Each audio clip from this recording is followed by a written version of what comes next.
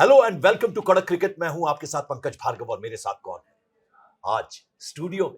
शानदार, लाजवाब, बेमिसाल राजीव मिश्रा। आज 19 मई सोमवार का दिन, यानी हफ्ते की शुरुआत हो रही है और 61वां मैच होने वाला है। किसके बीच में? वैसे इस मैच में आपको बता दें कुछ बचा नहीं है, फिर भी SRH Sunrisers Hyderabad versus Lucknow super giants. तो इन दोनों टीमों के बीच मुकाबला होना है। जगह किसकी है? जगह राजीव मिश्रा की है। बहुत सारा जीवन जो है वो बिताया है लखनऊ में। मुस्कुराइए कि आप लखनऊ में। तो इनका विशेष स्नेह इनकी टीम के साथ है, लेकिन इनकी टीम ने कुछ खास किया नहीं। आज क्या खास करेगी ये देखने वाली बात होगी। इससे पहले राजीव कि हम आज के मैच की बात करें, कल क्या कुछ हुआ उसके बारे में भी बात करेंगे, लेकिन उससे भी पहले जो टीम ए जा रही है, जो स्क्वाड तैयार हुआ है, शुभमन गिल, साई सुदर्शन, ध्रुव जुरेल ने भी रन मार लिए हैं। तो ये जो स्क्वाड बना है, इसमें आज जो मैच होने वाले हैं उसमें से भी खिलाड़ी होंगे। तो ये बड़ा इंटरेस्टिंग हो रहा है। कौन जाएगा कौन नहीं जाएगा, ये बहुत इंटरेस्टिंग होने वाला है। देखिए सबसे बड़ा बैटल तो विकेट कीपर के लिए है, क्योंकि आप देखिए आपने जैसा बताया ध्रुव जुरेल ने रन बना दिया, ईशान किशन उस स्क्वाड में है जो आज मैच खेलेंगे, नीतीश रेड्डी हैं और ऋषभ पंत जो सीनियर टीम के रेगुलर मेंबर हैं। अब वो रेगुलर रहेंगे या नहीं ये सब कुछ डिपेंड करेगा जो अब बचे हुए कुछ मैचेस हैं, क्योंकि देखिए आउट ऑफ फॉर्म होना और एकदम ही फेल हो जाना दो अलग अलग चीजें। तो ऋषभ पंत पूरी तरह से फेल रहे हैं इस टूर्नामेंट में भी। इससे पहले ऑस्ट्रेलिया टूर आप देख लें, उससे पहले जब न्यूजीलैंड से मारे तब कोई खास प्रदर्शन उनका नहीं था। और कीपर्स की जो कहते हैं ना जमात है वो बढ़ती चली जा रही है, उनका जो कुनबा है वो बढ़ता चला जा रहा है और वो बड़ा चैलेंज करने वाला है। वो सिर्फ कहीं ना कहीं अच्छी बात भी है। अच्छी बात भी है। और देखिए एक कीपर और है, केएस भरत है जो माइनर काउंटी इंग्लैंड में खेल रहे हैं, उन्होंने भी जाके वहां शतक लगा दिया है। तो ओवरऑल जो आपका कंपटीशन है वो बहुत बढ़ता चला जा रहा है और ऐसे में अगर आप परफॉर्म नहीं करेंगे, बहुत इंपॉर्टेंट मैच है आज ऋषभ पंत, ईशान किशन जैसे विकेट कीपर्स के लिए। बिल्कुल। और खिलाड़ियों की हम बात करें, यशस्वी जायसवाल उसमें है। टीम ए की बात करें, करुण नायर कुछ खास नहीं कर पाए, ध्रुव जुरेल जैसा आपने बताया, नीतीश कुमार रेड्डी, शार्दुल ठाकुर, ईशान किशन, विकेट कीपर्स की भरमार है। और मानव सुथार उसमें है, और तनुष कोटियान उसमें है, मुकेश कुमार है, आकाशदीप है, हर्षिल राणा है, और ये तमाम खिलाड़ी हैं। उसके अलावा जैसा हमने बताया आपको कि तुषार देशपांडे और हर्ष दुबे हैं, और साथ ही शुभमन गिल और साई सुदर्शन बेहतरीन खेल रहे हैं। देखिए साई सुदर्शन और शुभमन तो कमाल की बैटिंग कर रहे हैं, गुजरात की तो बैकबोन बने हुए। मैं आपसे उस दिन हंसी में ही कह रहा था शो पे कि किसी की बैटिंग ही नहीं आने देते हैं तो हम नीचे वालों की क्या बात करें, और एग्जैक्टली वही हो गया। नहीं, पर अब आप ये बताइए, आप हारे मुझसे। हाँ, दोनों मैच हारा हूं मैं, दोनों में। तो देखिए हमने ये शर्त लगाई थी आपस में कि Rajasthan Royals versus Punjab Kings, तो मैंने कहा था पंजाब किंग्स जीतेगा, और साथ ही मैंने कहा था गुजरात टाइटंस जो हैं वो जिस फॉर्म में चल रहे हैं वो नहीं चाहेंगे कि जरा सा भी नीचे, जरा से भी और कमाल उन्होंने कर दिया। और जो स्टैंडर्ड, हाँ जो स्टैंडर्ड। जरा कल के मैच की बात कर लें, कल क्या बेहतरीन। मैं तो फैन हो गया उस बॉलर का जिसने की हरप्रीत बराड़, जिसने की 4 ओवर किए, 22 रन दिए और 3 विकेट, और इतने हाई स्कोरिंग मैच जिता दिया। और हाई स्कोरिंग मैच में जब आप सिर्फ अगर आप देखें तो 5 का उनका औसत रहा है, 22 रन देना मतलब बहुत कम, मतलब बहुत ही इकोनॉमिकल गेंदबाजी। और विकेट जिस तरह से उन्होंने टॉप ऑर्डर के दोनों आउट किए, यशस्वी को आउट किया, फिर उसके बाद वैभव सूर्यवंशी को आउट किया, तो मैच वहीं से उन्होंने एक तरह से पंजाब के पक्ष में उड़ दिया, क्योंकि बहुत ही ब्रिलियंट स्टार्ट किया था राजस्थान रॉयल्स ने। लेकिन उसके बाद उनका जो स्पेल आया बीच में, 4 ओवर उन्होंने डाले, मैच का नक्शा बदल दिया। और मैन ऑफ द मैच भी देखिए, इतनी बड़ी बड़ी पारियां खेली गई पंजाब की तरफ से, लेकिन मैन ऑफ द मैच चुनने की बात आई तो हरप्रीत बराड़ को चुना गया। अच्छी बात है, हम अक्सर ये बात करते हैं कि बॉलर को देना चाहिए। और इससे पहले कि मैं दूसरे मैच पे जाऊं, आज के मैच की बात करूं, जरा प्रभ सिमरन के बारे में कुछ बता दें। कमाल का, मुझे तो लग रहा है उनको जो इंडिया ए का स्क्वाड बनाया है उसमें ईशान किशन की जगह उनको जगह होनी चाहिए थी। हालांकि वो डिफरेंट बॉल गेम है, फिर आप हमारे दर्शक कहेंगे यार T20 के परफॉर्मेंस से आप कह रहे हैं कि आप जो लॉन्गर फॉर्मेट है आप उसमें डाल दें टीम में, लेकिन ईशान किशन ने कुछ बेसिकली किया नहीं है। अगर आप एक शतक हटा दें इस IPL में या डोमेस्टिक क्रिकेट में एक आध पारियां देख लें, तो उनसे बेटर तो केएस भरत हैं जो इंग्लैंड में कर रहे हैं, या ध्रुव जुरेल है। आप उनको, हालांकि ध्रुव जुरेल को भी डाला गया है इंडिया के स्क्वाड में, लेकिन ईशान किशन का डालना तो इसका मतलब सीनियर विकेट कीपर के तौर पे वो जा रहे हैं। तो मेरी तो अगर मैं सिलेक्टर होता तो मैं शायद प्रभ सिमरन को जरूर ले आता, जिस फॉर्म में वो बैटिंग कर रहे हैं और पंजाब के लिए जिस तरह से क्रिकेट उन्होंने खेली है। चलिए अब 2 खिलाड़ियों की हम बात करेंगे जो किसी की बारी नहीं आने देते। कल का जो दूसरा मैच हुआ वो था Gujarat Titans versus Delhi Capitals, और दिल्ली की गेम ऑलमोस्ट खराब कर दी है वो 2 खिलाड़ी, और टीम ए में भी जा रहे हैं। और क्या बेहतरीन, क्या कहें साई सुदर्शन, शुभमन गिल के बारे में। ग्राउंड शॉट सारे, ऐसा लग ही नहीं रहा था हम T20 मैच देख रहे हैं, ऐसा लग रहा था कोई टेस्ट मैच वाले शॉट्स हो रहे हैं। और बहुत कैलकुलेटिव बैटिंग जिसको कहते हैं पंकज भाई, कि आपको पहली 36 गेंदें जब पता है कि ऑल आउट अटैक करना है, तब आप ऑल आउट अटैक पे जा रहे हैं। जब आपको अच्छा स्टार्ट मिल गया, देन आप उसको बड़ी इनिंग्स में कन्वर्ट कर रहा है, तो एग्जैक्टली वही उन लोगों ने किया। और देखिए जब भी कोई बेटर टेस्ट मैच प्लेयर, मैं हमेशा कहता हूँ जो अच्छा टेस्ट मैच प्लेयर है वो T20 में अपने आप को ढाल लेगा। और वही करते दोनों नजर आए। और शुभमन गिल के बारे में क्या ही कहना है, अब तो कप्तान उनको बनाया जा रहा है। तो बिल्कुल अगर कप्तान बनाया जा रहा है तो फिर वो जिम्मेदारी दिख रही है उनके।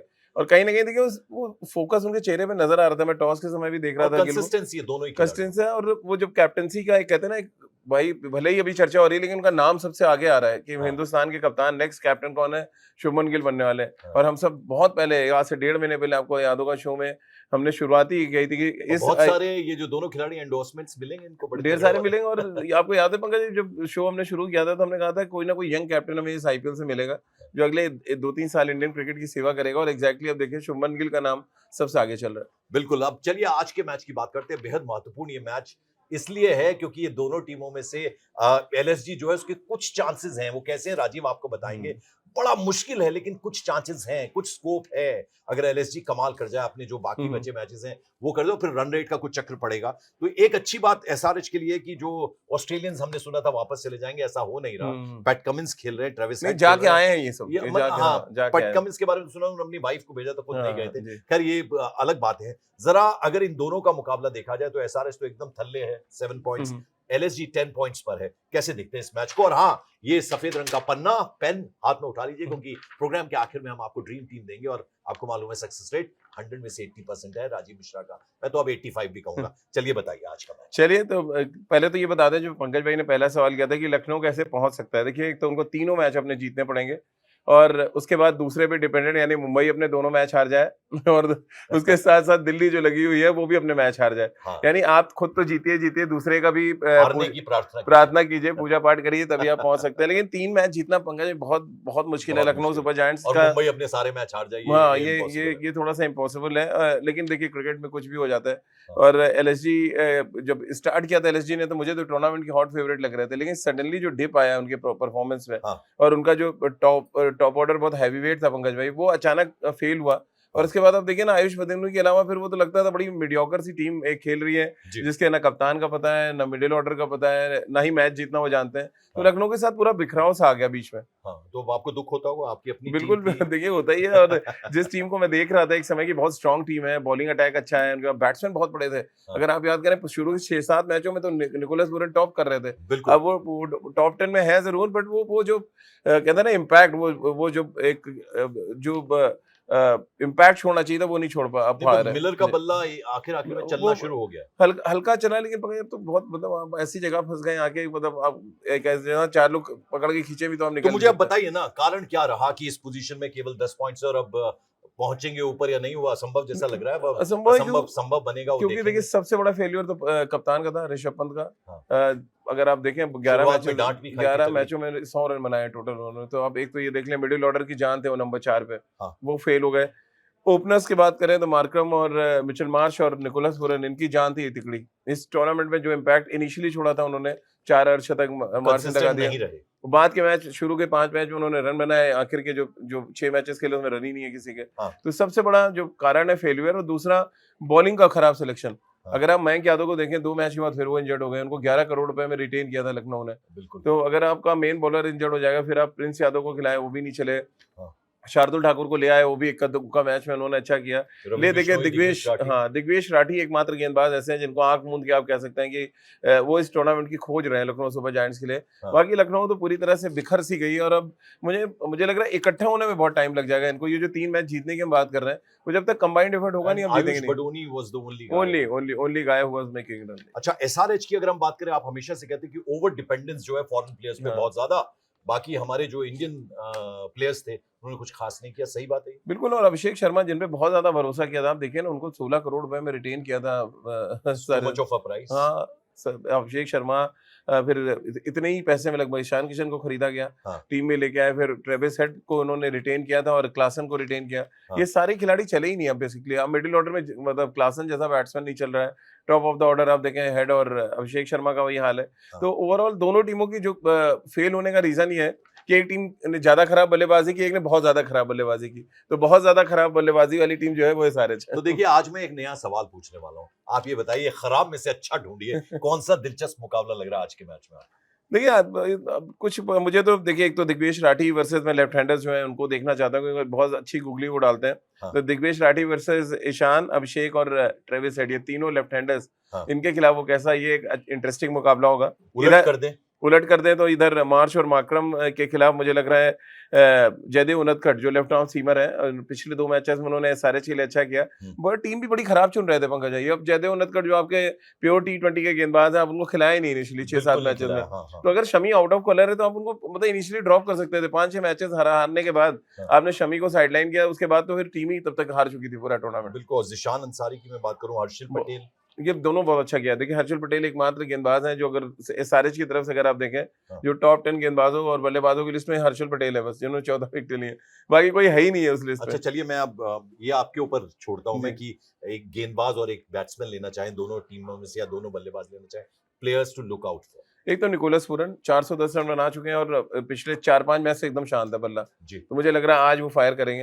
हाँ। तो निकोलस पूरन को मैं लखनऊ से लूंगा मतलब मेन प्लेयर के तौर पे, और नीतीश रेड्डी को मैं देख रहा हूँ कि वो उनको भी रखा गया है। अगर आप इंडिया का स्क्वाड देखें, हाँ, उन पे बहुत प्रेशर है, क्योंकि उनको टीम में तो लाया गया, लेकिन साथ में शार्दुल को भी डाला गया है। हाँ। एक ऑलराउंडर आपके पीछे लगा दिया कि आप नहीं चले तो इंग्लैंड हो सकता है मे बी जो मेन टीम बनेगी उसमें शार्दुल ठाकुर एंटर कर जाए। तो नीतीश रेड्डी और मैं यहाँ पे निकोलस पूरन, 2 ऐसे प्लेयर्स हैं अलग अलग टीमों से जिनको देख रहा हूँ। तो चलिए अब जल्दी से हमारे जो दर्शक हैं वो इंतजार करते हैं कि प्रोग्राम के आखिर में आप बताते हैं वो जो ड्रीम टीम है, सपनों वाली जो स्क्वाड है, वो जरा बता दीजिए आप। चलिए तो पहले तो पिच बताइए, पिच कैसा लगता है आपको? देखिए लखनऊ में तो अब तो धीरे धीरे स्लो, हाँ गर्मी है, स्लो होता जाएगा। स्पिनर्स को यहाँ पे आपको असिस्टेंस मिलेगा ही।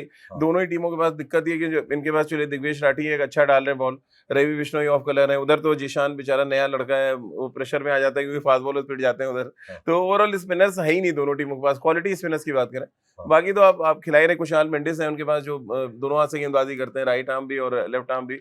तो उन पे मुझे लग रहा है वो एक बड़ा अहम किरदार निभा सकते हैं इस मैच में एसआरएच के लिए। चलिए अब जरा सपनों वाली टीम हो जाए। चलिए तो फटाफट बना लेते हैं। ईशान किशन और मिचेल मार्श को रखा हमने यहाँ पे, निकोलस पूरन और क्लासन 4, आयुष बदूनी को हमने रखा है यहाँ पे 5, नीतीश रेड्डी 6, कुशल मेंडिस 7, दिग्विजय राठी 8, दिग्वेश राठी, जयदेव उनदकट 9, हर्षल पटेल 10 और शार्दुल ठाकुर 11। 11। अब जरा कप्तान और विकेट कीपर। विकेट कीपर तो हमारे पास है, क्लासन को हमने रखा है यहाँ पे, और कैप्टन जो है वो निकोलस पूरन को मैंने बनाया, और वाइस कैप्टन मैंने आयुष बदूनी को।